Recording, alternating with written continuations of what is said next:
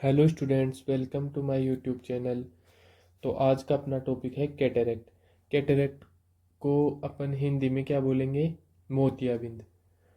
अब जैसे कि अपने को पता है कि कैटरेक्ट एक आई की डिजीज़ है। तो अब आई में भी कौन से पोर्शन की डिजीज़ है? कॉर्निया की है या फिर लेंस की है? किस चीज़ की डिजीज़ है? इसके बारे में अपन डिस्कस करेंगे। तो ये डिजीज़ है किसकी? लेंस की। और लेंस में भी जो हमारे ह्यूमंस के अंदर जो लेंस होता है वो कौन सा होता है ह्यूमन आई में? बाइकॉन्वेक्स। बाइकॉन्वेक्स की स्ट्रक्चर कैसी होती है? कुछ ऐसी।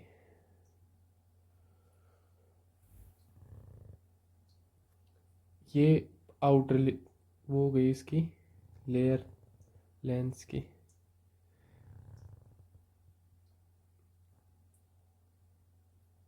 इनर।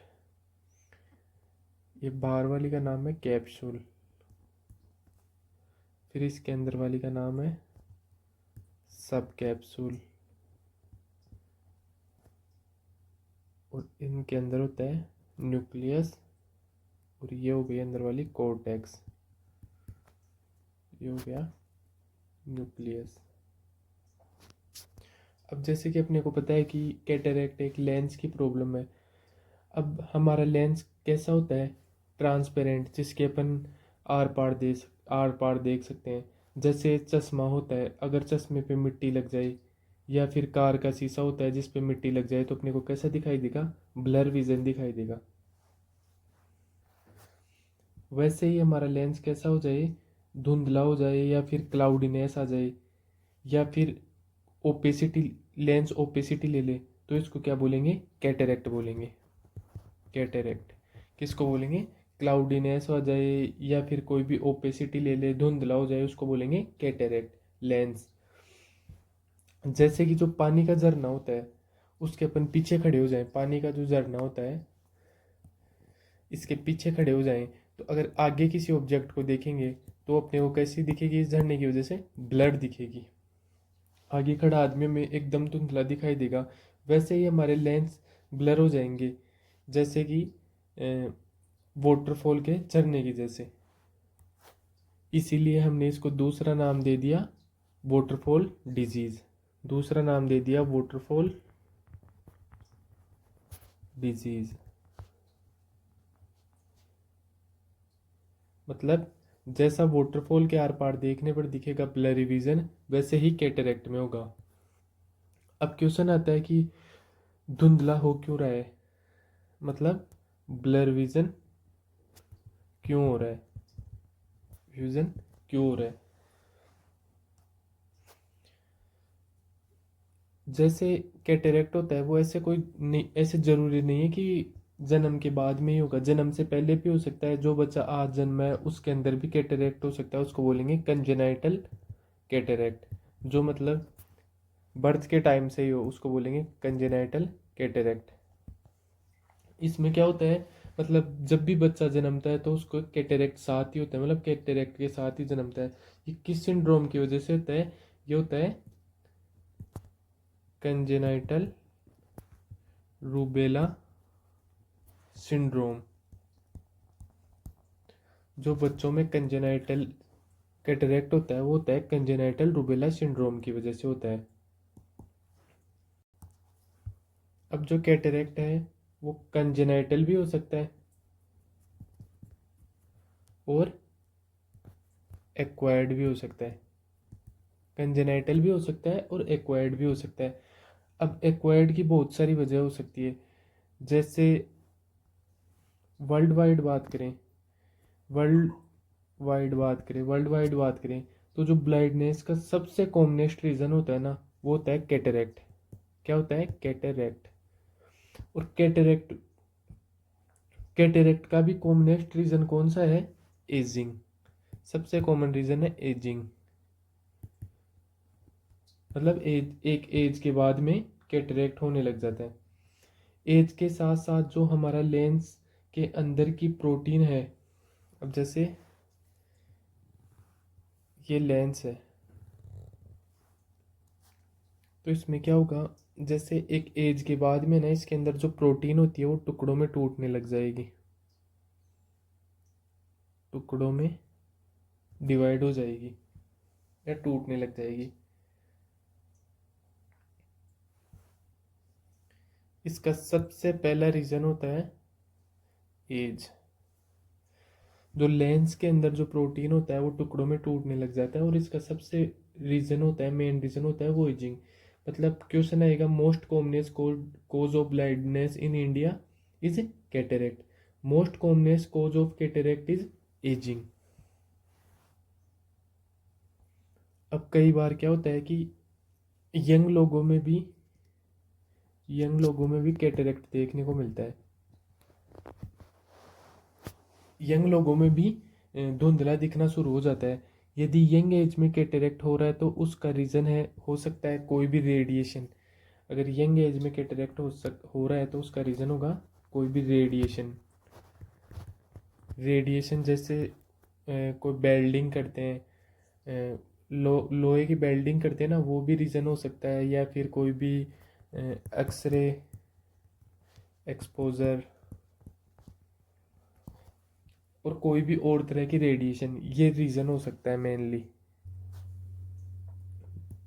दूसरा रीज़न क्या होता है, जैसे कि हमारा जो लेंस होता है वो क्या है, एक क्रिस्टल क्लियर स्ट्रक्चर है। क्या है? क्रिस्टल क्लियर स्ट्रक्चर है। इसके ऊपर कोई भी सब्सटेंस आकर जमा हो जाए, जैसे आई में कहीं पर भी ब्लीडिंग हुई हो किसी भी ट्रॉमा की वजह से, या कहीं और की ब्लीडिंग की वजह से हमारे लेंस के ऊपर ब्लड जमा हो गया। अब जैसे ये लेंस है, इसके ऊपर किसी भी ब्लीडिंग की वजह से बॉडी में, मतलब आई के अंदर कहीं पे भी ब्लीडिंग हुई हो ट्रॉमा की वजह से या कोई और रीज़न से, तो यहाँ पे क्या हो गई, ब्लीडिंग जमा हो गई। तो जो ये वाला कैटेरैक्ट होगा उसको बोलेंगे ट्रोमेटिक कैटेरैक्ट। क्या बोलेंगे? ट्रोमेटिक कैटेरैक्ट। मतलब कोई भी ट्रॉमा की वजह से हुआ है, इसलिए इसको बोलेंगे ट्रोमेटिक कैटेरैक्ट। और इस केस में जब हम ऑप्थेल्मोस्कोपी कराएंगे तो लेंस को देखेंगे तो लेंस में कोई स्पेसिफिक स्ट्रक्चर दिखाई देगी हमें। लेंस में क्या होगा? स्पेसिफिक स्ट्रक्चर दिखाई देगी। जब ट्रोमा की वजह से अपनी आई के सामने अगर ब्लड जमा हो गया या, तो उसके अंदर अपने को स्पेसिफिक स्ट्रक्चर दिखाई देगी जिससे अपने को पता लगेगा कि ये ट्रोमेटिक कैटेरैक्ट है। तो उस स्ट्रक्चर का नाम है रोजेट। अब रोजेट मतलब क्या होता है? रोजेट का मतलब होता है टैग या फिर बैच, या हिंदी में लोकल भाषा में अपन इसको बिल्ला भी बोल सकते हैं। जैसे कि पॉलिटिशियन वगैरह की इनकी रैली होती है तो वो चेस्ट पे लगाते हैं ना, टैग लगाते हैं स्पेशल लोग, तो उसको बोलते हैं रोजेट। तो उस शेप की स्ट्रक्चर दिखाई देगी अपने को किसके अंदर? आई के अंदर रोजेट शेप की स्ट्रक्चर दिखाई देगी ऑप्थेल्मोस्कोपी के थ्रू। तो उसको बोलेंगे अपन ट्रोमेटिक कैटेरैक्ट। अब तीसरा रीज़न क्या हो सकता है इसके अंदर? पहला हो गया रेडिएशन, दूसरा हो गया ये ट्रोमेटिक कैटेरैक्ट। तीसरा रीज़न हो गया कि तीसरा रीज़न हो गया Wilson disease. Wilson disease. Wilson disease में क्या होता है? विल्सन डिजीज़ के अंदर बॉडी में कॉपर का अमाउंट बढ़ जाता है। Increase copper amount in body. Body में क्या होगा? कॉपर का अमाउंट बढ़ जाएगा। अब कॉपर हर जगह घूमेगा और किस पर आके जमा हो जाएगा? आई के लेंस पर। लेंस पर आके जमा होता है कि हमें ऐसे लगता है कि जैसे लेंस के ऊपर कोई सनफ्लावर बन गया। मतलब इसमें क्या होगा कि, मतलब जब आई के ऊपर कॉपर आके जमा हो जाएगा ना, तो हमें कुछ ऐसे सनफ्लावर लाइक स्ट्रक्चर दिखाई देगी कि ऐसे लगेगा कि कोई आँख के ऊपर सनफ्लावर आ गया है। तो इस स्ट्रक्चर को क्या बोलेंगे? Sunflower structure cataract. अगर सनफ्लावर जैसी स्ट्रक्चर दिखे तो इसका मतलब क्या है कि विल ये कॉपर अमाउंट वाला जो कैटेरैक्ट है वो अपने हो गया है। अब चौथा रीज़न देखते हैं इसमें, फोर्थ रीज़न वो है अब इसमें क्या होगा, किसी मरीज में जैसे डायबिटीज़ है, डायबिटीज़ में क्या होगा, मरीज में कोलेस्ट्रॉल बढ़ जाएगा, कोलेस्ट्रॉल अमाउंट क्या होगा, इंक्रीज। कोलेस्ट्रॉल बढ़ना शुरू हो जाएगा तो क्या होगा, कोलेस्ट्रॉल जब ज़्यादा बढ़ जाएगा तो कोलेस्ट्रॉल लेंस पर आके जमा हो जाएगा, कोलेस्ट्रॉल क्या होगा, लेंस पर आके जमा हो जाएगा। अब लेंस पर आके जमा हो जाएगा तो जैसे आपने देखा होगा मंदिर के बाहर जैसे या कहीं पे भी एक सफ़ेद फूल होता है, ज़्यादातर ऐसे मंदिरों के बाहर लगा हुआ होता है, वो पतली पतली पंखुड़ियाँ होती है, सफ़ेद फूल, उसके जैसी स्ट्रक्चर अपने को दिखाई देगी आँख में, सफ़ेद फूल वाली वाइट कलर की पंखुड़ियाँ, तो उसको बोलते हैं वाइट फ्लैक्स, उसको बोलेंगे वाइट फ्लैक्स। यदि हमें लेंस के ऊपर वाइट फ्लैक्स दिखना स्टार्ट हो जाए तो इसका मतलब है मरीज के लेंस के ऊपर क्या जमा हो गया है, कोलेस्ट्रॉल, कोलेस्ट्रॉल। शायद चारों पॉइंट आपके समझ में आ गए होंगे। पहला क्या होगा, रेडिएशन, यानी रेडिएशन की वजह से किसी के अंदर कैटेरेक्ट हो रहा है, या फिर दूसरा किसी ट्रोमा की वजह से ब्लड आके लेंस पे जमा हो गया, विल्सन डिजीज, आई के ऊपर कॉपर जमा हो गया जिससे क्या हुआ, सनफ्लावर जैसी स्ट्रक्चर दिखाई दे रही है। फोर्थ, कोलेस्ट्रॉल अमाउंट बढ़ गया जिससे क्या होगा, वाइट फ्लैक्स जैसी स्ट्रक्चर दिखाई दे रही है। तो अब इसको आगे फर्दर डिस्कस करते हैं। तो कैटेरेक्ट क्या होता है, opacity cloudiness of human lens is known as cataract, it is also known as waterfall disease. यानी कोई भी क्लाउडीनेस आ जाए या कुछ भी हो जाए, ब्लरी विजन हो जाए तो उसको क्या बोलेंगे, कैटेरेक्ट, और इसी को क्या बोलते हैं, waterfall disease. Cataract is most commonest reason for blindness in India and worldwide reversible condition. मतलब कैटेरेक्ट सबसे कॉमन रीजन है ब्लाइंडनेस का, इंडिया में भी और वर्ल्ड वाइड भी, और ये एक रिवर्सिबल कंडीशन है जिसको वापस सही किया जा सकता है। अब इसकी इटियोलॉजी, कोज क्या क्या हो सकते हैं इसके। फर्स्ट है एजिंग, एजिंग का मतलब एज की वजह से, degenerative changes in human lens with ageing more than 45 years, यानी senile age is most commonest cause of cataract. दूसरा रीज़न हो सकता है radiation exposure, most commonest cause of cataract in young age is it may be congenital due to congenital rubella syndrome. ये एक congenital हो सकता है, मतलब बर्थ के स्टार्टिंग से भी ये हो सकता है, क्या, कैटरेक्ट, मतलब बच्चा जब जन्म लेगा तो उसमें ऑलरेडी कैटरेक्ट हो सकता है, तो किस सिंड्रोम की वजह से होगा वो, रूबेला सिंड्रोम की वजह से, और उसको क्या बोलेंगे, कंजेनाइटल रूबेला सिंड्रोम, जैसा कि मैंने अभी आपको थोड़ी देर पहले समझाया है। अगर कॉपर डिपोजिशन ऑन लेंस, अगर जैसे कि विल्सन डिजीज में होता है कि क्या, लेंस के ऊपर कॉपर डिपॉजिट हो गया तो उसके अंदर कैसी अपीयरेंस हो जाएगी लेंस की, सनफ्लावर लाइक अपीयरेंस। फिर थर्ड बात करते हैं, deposition of cholesterol mainly in diabetes mellitus in this lens is appear as white flakes. अगर पेशेंट के डायबिटीज़ है तो इसके अंदर क्या होगा, लेंस के ऊपर क्या होगा, वाइट फ्लैक्स यानी सफ़ेद फूलों जैसी स्ट्रक्चर अपने को दिखाई देगी। Deposition of blood on lens mainly due to trauma it appear as rosette, यानी कोई भी ट्रोमा की वजह से आई के अंदर ब्लीडिंग हो गई और वो लेंस पे जमा हो गई तो उसको बोलेंगे ट्रोमेटिक इंजरी, ट्रोमेटिक कैटरेक्ट, और वो कैसी शेप का होगा, रोजेट।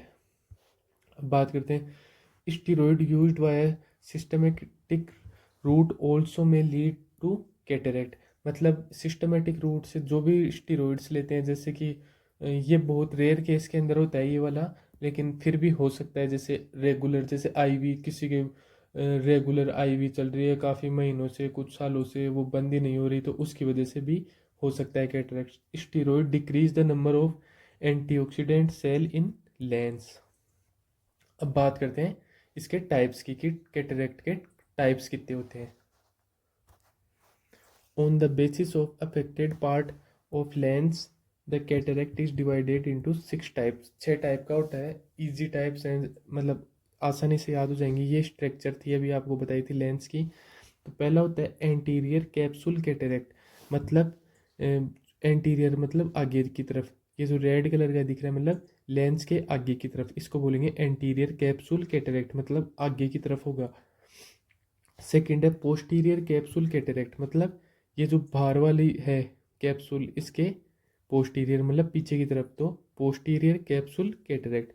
फिर थर्ड वन है एंटीरियर सब कैप्सूल कैटरेक्ट, मतलब जो एंटीरियर कैप्सूल है इसके सब कैप्सूल है इसके एंटीरियर साइड में, तो ये क्या होगा एंटीरियर सब कैप्सूल कैटरेक्ट। फिर इसके अगर पोस्टीरियर साइड में हो, मतलब पीछे की तरफ हो, किसके सब कैप्सुलर कैटरेक्ट के सब कैप्सूल के पीछे हो, तो उसको बोलेंगे पोस्टीरियर सब कैप्सुलर कैटरेक्ट। और जो अंदर वाला है उसको बोलेंगे कोर्टिकल कैटरेक्ट। और जो लास्ट वन है उसको बोलेंगे nuclear cataract. Cataract most commonest type, सबसे कॉमन टाइप यही होता है, मतलब ज़्यादातर यही होता है न्यूक्लियस वाला।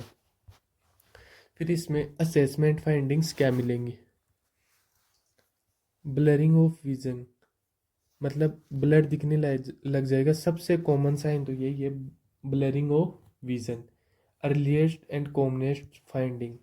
फिर दूसरा है डिप्लोपिया या पोलिपिया, मतलब या तो डबल दिखने लग जाएगा, पोलिपिया मतलब दो से ज़्यादा, डिप्लोपिया में तो मतलब डबल दिखने लग जाएगी, कोई भी एक एक आ रहा है और अपने को दो दिखेंगे, कोई भी एक आ रहा है और दो से ज़्यादा दिखेंगे, तो वो हो गया पोलिपिया।